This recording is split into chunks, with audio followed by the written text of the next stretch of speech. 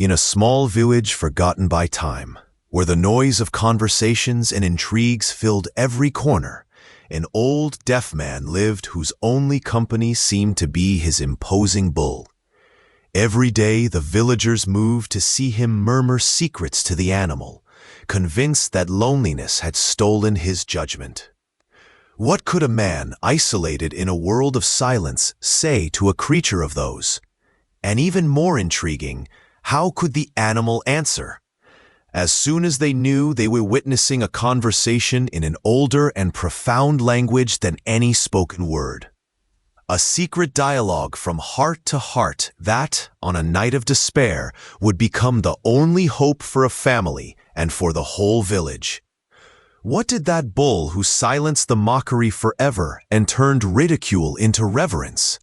The answer reveals a bond that challenges logic and celebrates a wisdom that only blooms where words end. Antero awakened with the first rays of sun, not by the acute singing of a rooster, which had long dissolved in the silent mist of his hearing, but by a luminous caress that spilled through the dusty window of his little and humble room. His deafness had not been a sudden blow, a sudden switch suddenly, but rather a low, slow, and inexorable tide that had forgotten his way back, leaving him isolated on an island of deep, perennial, and sometimes melancholy silence. For the inhabitants of the little and noisy village nestled in the valley, Antero was a figure of soft and deeply enigmatic contours, a man who moved to the rhythm of an internal melody that no one else could decipher. His life was unfolded as a sacred and silent ritual, based on hard work on dark and fertile land, the comforting aroma of bread slowly to cook his wood, and the meticulous care he dedicated to his few but loved animals. He watched his mouths moving in animated conversations in the square, saw his laughter exploding like fireworks without sound, watched the daily dramas unfolding like a silent play in front of him, a constant spectacle of passions and trivialities that played it only as shadows on the wall. His condition, which for any other would be an isolation imprisonment, had become a selective filter, a disguised blessing that safeguarded him from the incessant and often empty cacophony of the world, allowing him to focus his attention and affection in what really mattered, in the essence of things, in what he could feel with his soul and not just hear with his ears. He was an old man with a gentle stance, serene, looking like a mountain lake, and heated hands that told the story of a working life. The lost man not in a world, but in a primordial world that the village, in his hurry and in his noise, had tragically forgotten as he realized. In a green corner of his field, where the grass grew lush and free, a bull of imposing breed whose dark and glossy coat shone under the sun like polished water.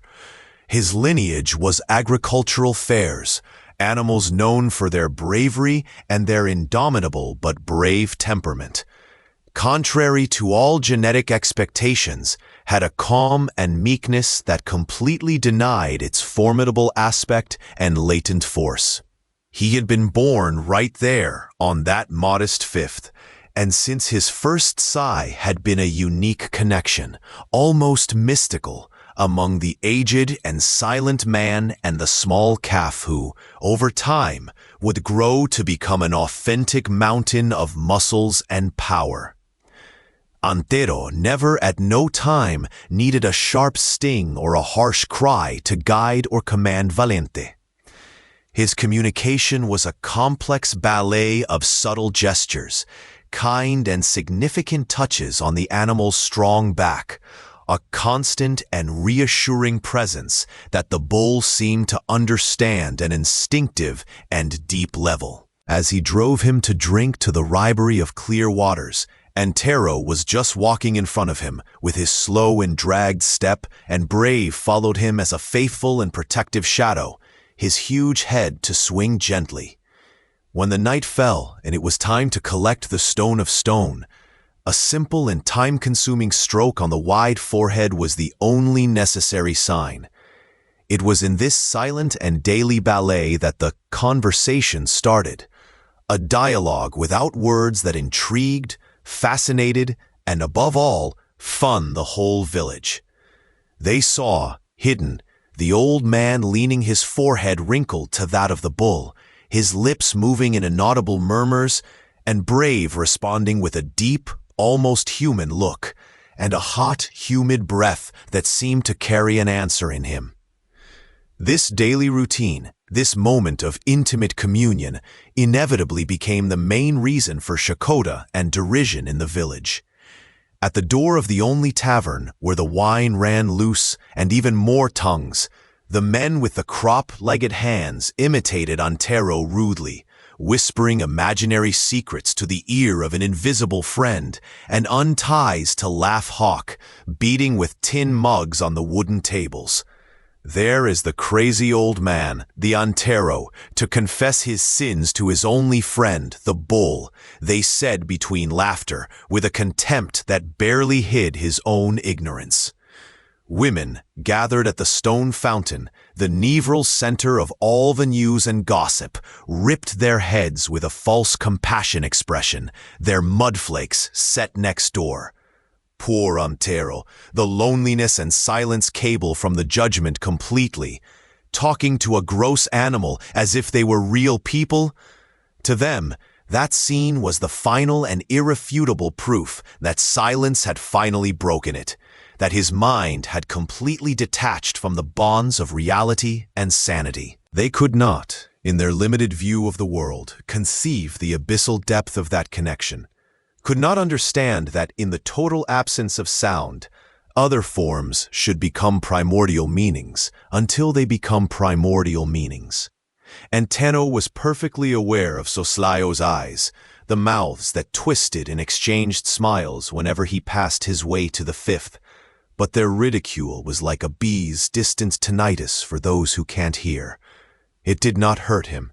His world, filled with the heat of the sun on his aged skin, the texture of the moist earth in his hands, and the solid, hot, and deeply comforting presence of Valente, was infinitely more complete, rich and true than any depreciative word that could use to describe or decrease. His heart, after all, spoke an ancient language, the language of the soul, a language that the village, in his constant noise and his superficiality, had disagreed for a long, long time. The secret kept in the Migencia de Valente, conversations between Antero and Brave were a sacred ritual, an oasis of peace in his silent existence, an escape to the vast universe of memories and feelings that the old man could no longer share with the world of men. With his forehead lovingly in on his bull friend's wide and hairy front, feeling his hot breath and smelling the grass and earth, Antero spoke of Amelia, his late and beloved wife. He described with painful accuracy her smile, the way the sunlight was attached to her hair, the soft melody she hummed as she took care of her little but lush flower garden.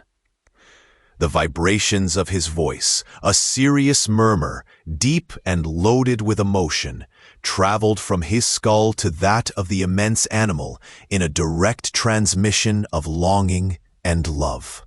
He shared his deepest concerns with the relentless drought that threatened the crops and the future of the farm, his pure and simple joy in discovering a new bean sprout stubbornly in the garden, his dreams, which were now as simple and stripped as his own life. They were confessions made not to a simple animal, but to a twin soul, to a presence that he piely believed to be there, present, attentive, and understanding.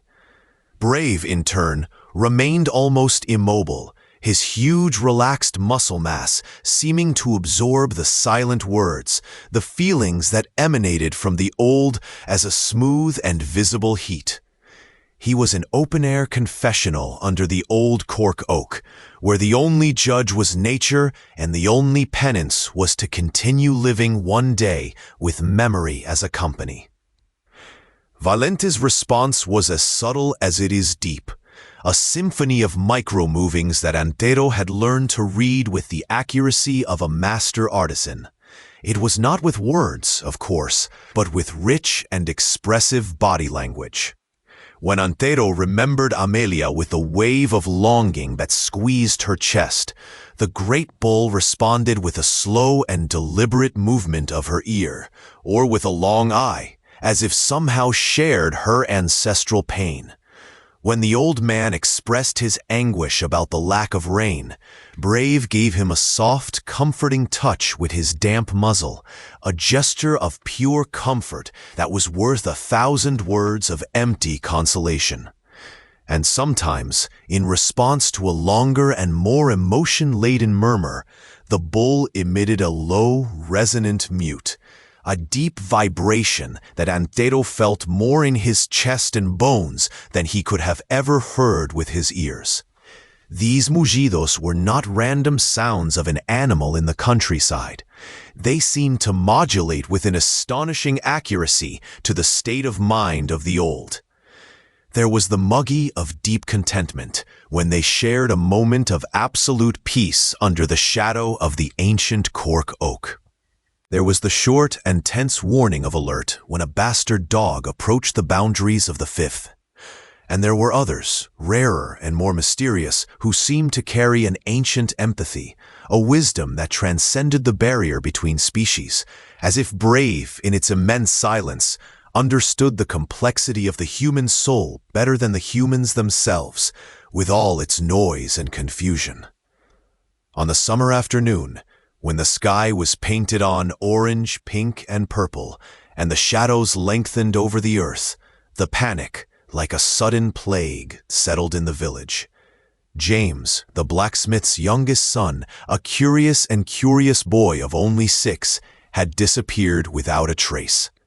He played near the stream that was serving behind the houses and, in the blink of an eye, as if the earth had swallowed it, disappeared. Parents, taken by overwhelming despair, gave the alarm, and within minutes, the entire village, united by the imminent tragedy, was mobilized.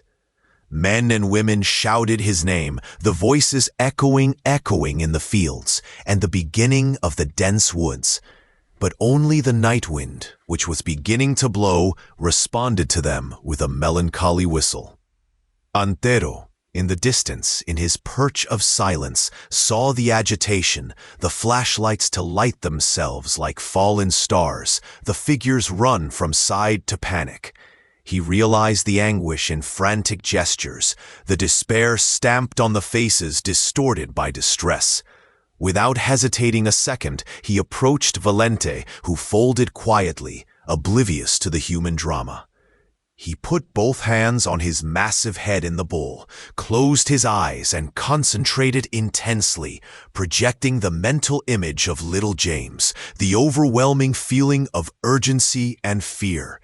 It murmured something that was not quite a word, but a guttural sound, a tinnitus loaded with intention and prayer. In an immediate response, Brave raised his noble head, stared at the direction of the dark and threatening woods, and released a long, deep, and completely different mute from everyone else. It was a sound that seemed to tear the veil of the night, a sound that seemed to carry a secret, a direction, a sound map that only the wild nature could decipher. The search for the lost child proceeded in a chaotic, disorganized, and incredibly noisy way, the testimony of human despair before the unknown. Men with makeshift squeezes were embarrassed in the woods, their tense faces illuminated by a fading light, shouting James's name until his voices become hoarse and useless against the vastness of the night. His lights danced frantically between the trees like frightened piralampos, randomly illuminating pieces of foliage and shadows that moved, making the feat of illuminating everything and nothing at the same time. His strategy was that of noise, that of brute force, believing that the overwhelming insistence of his voices would eventually break the resistance of the forest and bring the boy back.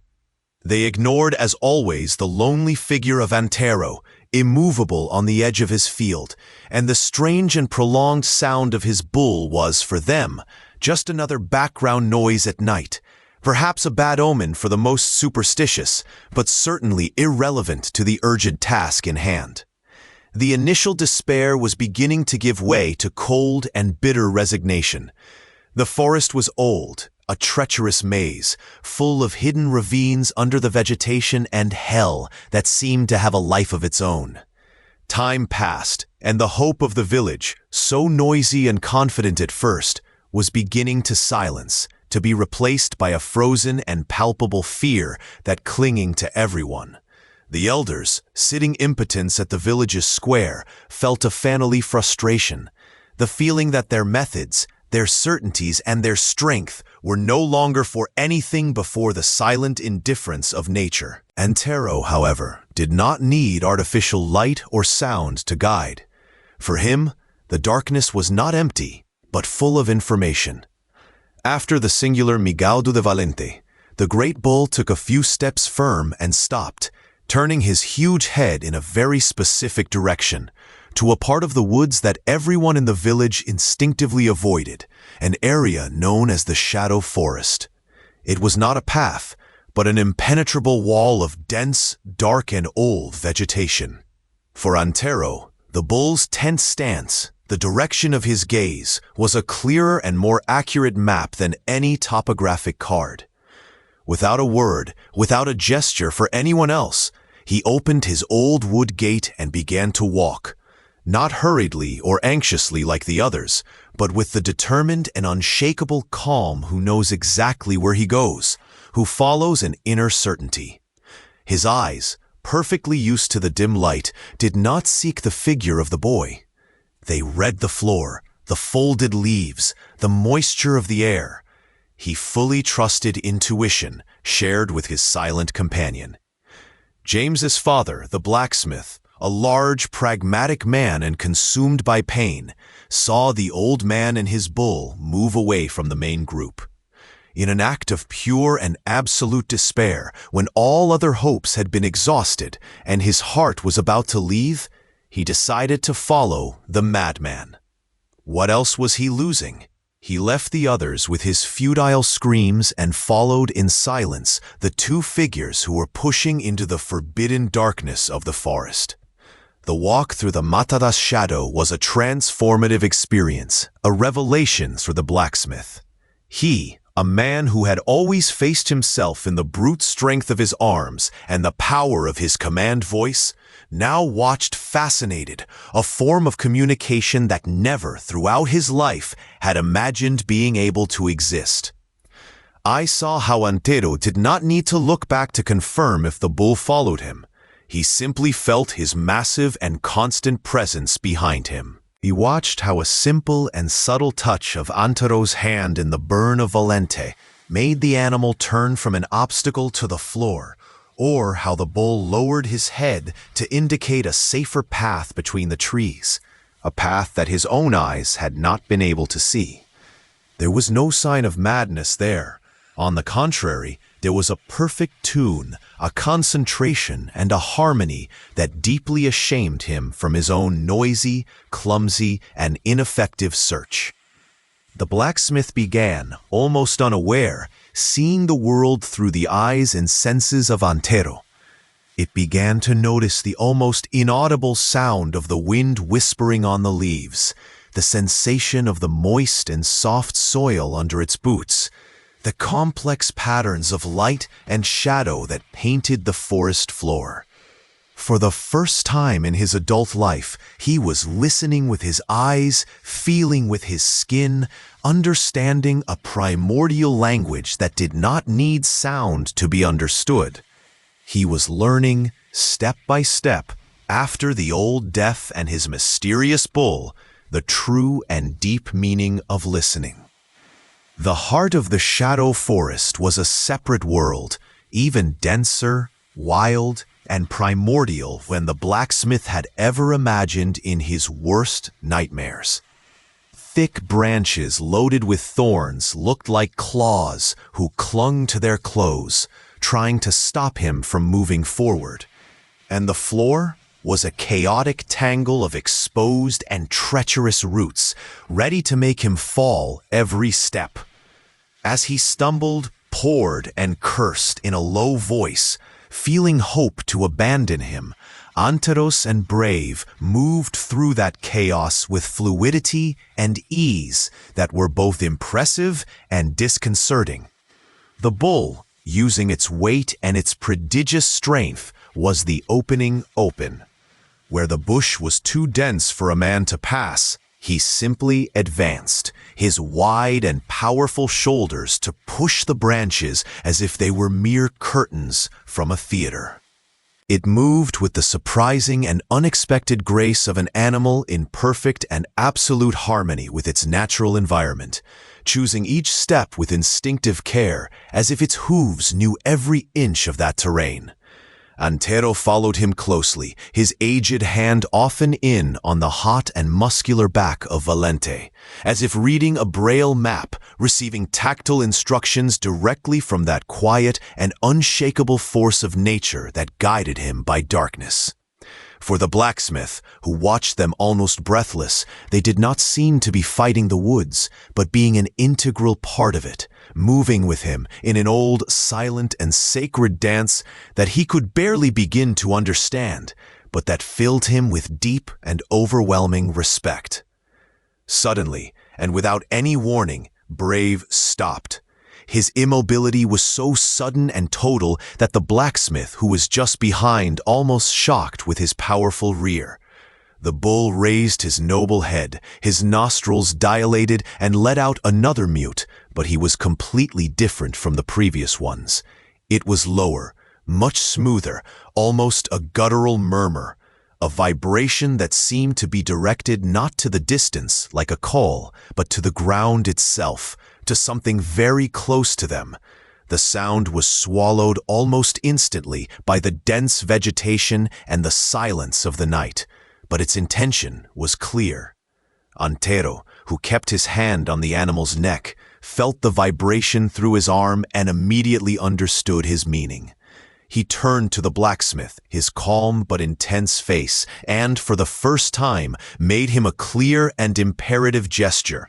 He brought his index finger at his own lips in a universal request of absolute silence, and then pointed with his other hand to a small depression on the ground, some meters in front of him, a thin grave by dense shrubs and luxurious ferns. The blacksmith's heart made a violent leap, hitting wildly against his ribs, a dizzying mixture of overwhelming fear for the possibility of finding the worst and a fragile, gleaming hope that refused to die.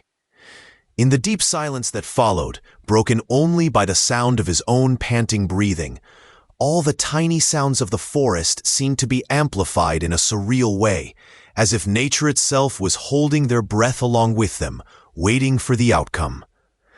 Antero approached the little ravina with slow, measured, and careful steps, driving the shrubs away with a kindness that brutally contrasted with the desperate urgency of the situation. The blacksmith followed him like an automate, his big body shaking uncontrollably. And then, through an opening on the foliage, he saw. Downstairs, at the bottom of the little ravine, shrunk over himself, shaking violently with cold and fear, was his son, his little James. The boy was terribly scared and had his ankle twisted in a way that caused him a visible pain, but was alive. It was alive. He had fallen as he pursued a wild rabbit and could not climb back out.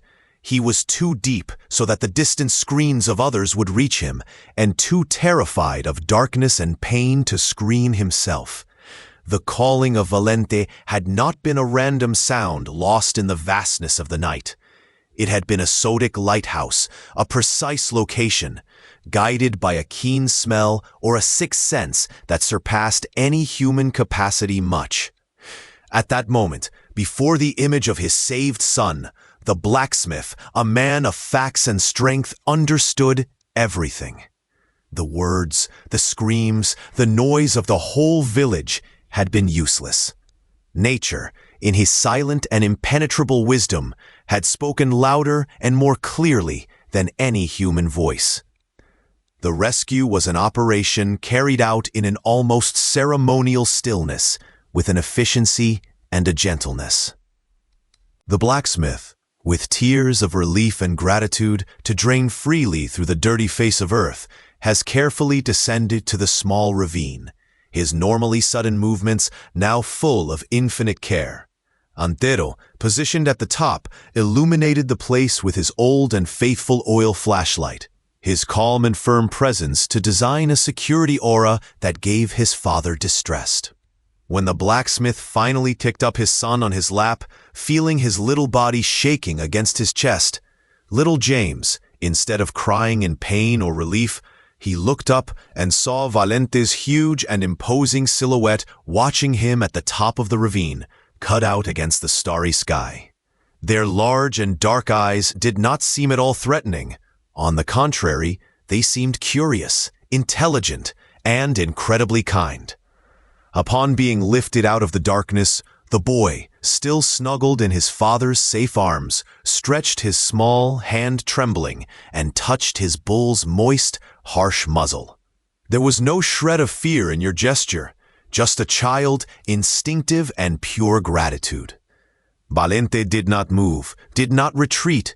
It just let out a soft, warm breath of air through its huge nostrils, such a delicate and tender recognition gesture that seemed impossible from such a hugely powerful creature. It was a moment of perfect and unforgettable communion, a circle of silent understanding that was closed there, between man, the child, and the animal, a pact sealed in the sacred stillness of the deep woods. The village trip to the village was like a solemn procession, loaded with a meaning that all who saw it could feel. Antero went ahead, holding his flashlight as a headlight of hope, guiding Brave with the same serene calm as always, as if he were returning from another day of work in the countryside. Just behind, the blacksmith was walking with his precious son on his lap, his normally heavy and noisy step now full of renewed purpose and such immense gratitude that it was almost palpable in the air of the night. As the small group slowly emerged from the forest of the shadows and approached the wide of the village, where the crowd was waiting for anxious and shadowy vigil, a deep and dense silence fell over everyone, like a cloak. The murmured conversations ceased instantly. The contained lamentations and cries were completely silent. What they saw did not need any explanation, any word. The image of the rescued boy, safe in his father's arms, guided out of darkness by the old deaf and his majestic bull, was more eloquent, more powerful, and more true than any speech that could be given. The petty Jack, the ignorant distrust, the condescending pity that once drove to Antero melted in the heat of that moment, becoming an overwhelming wave of shame, admiration, and a deep and sincere respect. They had trusted their screams and strength, and they had failed. He had trusted his silence and his connection with nature, and had been successful. The truth was there, naked and raw, undeniable to the trembling and dancing light of the lanterns. The villagers, driven by a collective instinct, paved the way for the passage of the small and unlikely group of heroes. No one dared to scream with joy or to cheer up haughtily. That moment asked for a different kind of celebration. Instead, they approached Antero, one by one, their faces transformed by amazement and gratitude, not with high words that he could not hear, but with gestures that he could understand perfectly in the universal language of the heart. A soft touch on the shoulder, a slow and respectful head nod, a direct look, eye to eye, loaded with gratitude that the words could not express. James's mother, a tear-plated face, simply picked up Antero's callous and aged hand and kissed her fervently. a gesture of humility and devotion that summarized the whole feeling of the village. Antero, with his usual and unshakable serenity, just smiled, a small, tired, and genuine smile that completely lit his wrinkled face. Then, with a natural movement, he turned and gave a strong and loving palm into his brave friend's neck, silently sharing the tribute with the one who was the true hero of the night. That memorable night, the village learned a lesson that would be engraved in his collective soul forever. The true listening, the listening that matters, does not happen with the ears, but with the heart. And sometimes the deepest and saving wisdom is found in the most silent places, in those that the noisy world, in their arrogance, forgot to hear. In the days and weeks that followed that unforgettable night, the transformation in the atmosphere of the village was as deep as it was remarkable. The story of Tiago's miraculous rescue spread, not as a passing gossip, but as a local legend told in a low voice and a bow. Antero is no longer, once and for all, the crazy old or the eccentric of the countryside. He became in the collective imagination the sage of the field, a man who had a connection with the mysteries of the earth that no one else understood. The children, who once fled him or pointed him with their finger, now they looked at him with a shy and respectful admiration when he passed. The adults, in turn, when they passed their fifth on their way to their own fields, no longer turned their eyes with embarrassment or pity. Instead, they nodded, a simple gesture but loaded with a new and deep respect. Almost daily, small and humble offerings began to appear at the door of your modest home.